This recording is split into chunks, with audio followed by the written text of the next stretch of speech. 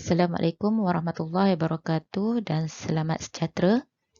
Saya Siti Nasrah binti Mokhtar dari Politeknik Sultan Mizan Zainal Abidin ingin membentangkan hasil kajian kami yang bertajuk Hubungan Kemahiran Komunikasi Interpersonal Pensyarah dengan Tahap Motivasi Pelajar, Kajian di Jabatan Teknologi Maklumat dan Komunikasi PSMZA.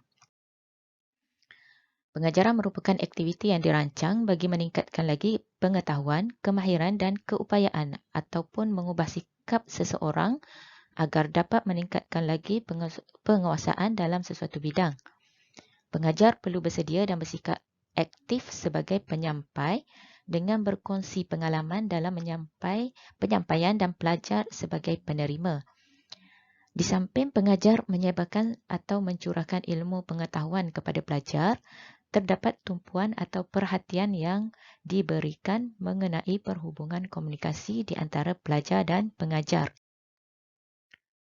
Pengajaran yang berkesan biasanya berkait rapat dengan kemahiran yang perlu ada pada pensyarah, sebagai contoh kemahiran komunikasi interpersonal.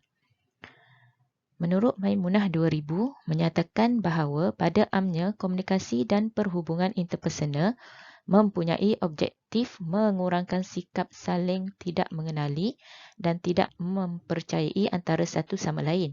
Dengan komunikasi yang baik dapat merapatkan jurang perhubungan antara pensyarah dan pelajar sekaligus memudahkan proses PDP berlangsung. Menurut Janas 2002, komunikasi interpersonal mempunyai dua jenis iaitu komunikasi jenis lisan dan juga bukan lisan. Kebanyakan dapat berkomunikasi secara lisan dengan baik serta mampu untuk bercakap dan menulis dengan jelas, tetapi kurang mempunyai kemahiran di dalam komunikasi bukan lisan seperti bahasa tubuh dan ekspresi muka. Penyelidikan ini dijalankan bertujuan untuk mengkaji perhubungan di antara kemahiran komunikasi interpersonal pensyarah secara lisan dan bukan lisan dengan tahap motivasi pelajar. Berikut merupakan objektif kajian. Yang pertama adalah mengenal pasti tahap kemahiran komunikasi interpersonal pensyarah secara lisan. Yang kedua, mengenal pasti tahap kemahiran komunikasi interpersonal pensyarah secara bukan lisan. Dan yang ketiga, mengenal pasti hubungan di antara kemahiran komunikasi interpersonal pensyarah secara lisan dan bukan lisan dengan tahap motivasi pelajar. Berikut merupakan kepentingan kajian. Yang pertama, kepentingan kepada penyelidik. Kajian ini dijalankan untuk mengenal pasti tahap kemahiran komunikasi interpersonal pensyarah secara lisan dan bukan lisan serta tahap motivasi pelajar dan perhubungan tahap kemahiran komunikasi interpersonal pensyarah terhadap tahap motivasi pelajar kepada diri dan pelajaran. Kepentingan kepada pensyarah, kajian ini juga diharap akan dapat memberi kesedaran kepada semua pensyarah di GTMK PSMZA akan kepentingan kemahiran komunikasi interpersonal lisan dan bukan lisan dan motivasi pelajar di dalam kelas yang merupakan antara agenda yang perlu ada ketika proses PDP berlaku. Dan yang ketiga adalah kepentingan kepada pihak pengurusan tertinggi jabatan. Hasil kajian ini dapat dimanfaatkan oleh pihak pengurusan jabatan untuk mengambil langkah yang sewajarnya dalam meningkatkan penguasaan kemahiran komunikasi interpersonal lisan dan bukan lisan pensyarah GTMK serta tahap motivasi pelajar dan seterusnya membantu pelajar untuk memperoleh pencapaian akademik yang cemerlang.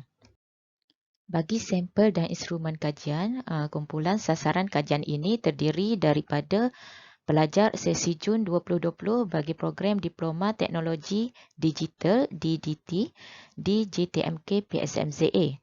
Borang soal selidik diedarkan kepada 100 pelajar yang diambil secara rawak seramai 20 orang bagi setiap semester di GTMK PSMZA. Dalam kajian ini, soal selidik berskala 5 mata dipilih dengan responden kajian perlu memilih jawapan paling sesuai dengan pilihan diri. Borang soal selidik terbahagi kepada 4 bahagian, di mana bahagian A adalah berkaitan dengan demografi, bahagian B bagi mengenal pasti kemahiran interpersonal pensyarah secara bukan lisan, bahagian C untuk mengenal pasti kemahiran interpersonal pensyarah secara lisan, Dan bahagian D untuk mengenal pasti tahap motivasi pelajar terhadap diri dan pelajaran. Daripada dapatan kajian purata keseluruhan, nilai min bagi kemahiran interpersonal pensyarah secara bukan lisan adalah berada pada tahap sederhana, iaitu jumlah purata min sebanyak 3.2. Nilai min kemahiran interpersonal secara bukan lisan yang paling tinggi adalah pensyarah memandang kepada pelajar ketika mengajar, iaitu sebanyak 3.4. Manakala yang paling rendah adalah pensyarah menepuk bahu atau menyentuh tangan pelajar yang sama jantina sambil bercakap dengan mereka dengan nilai min 2.82.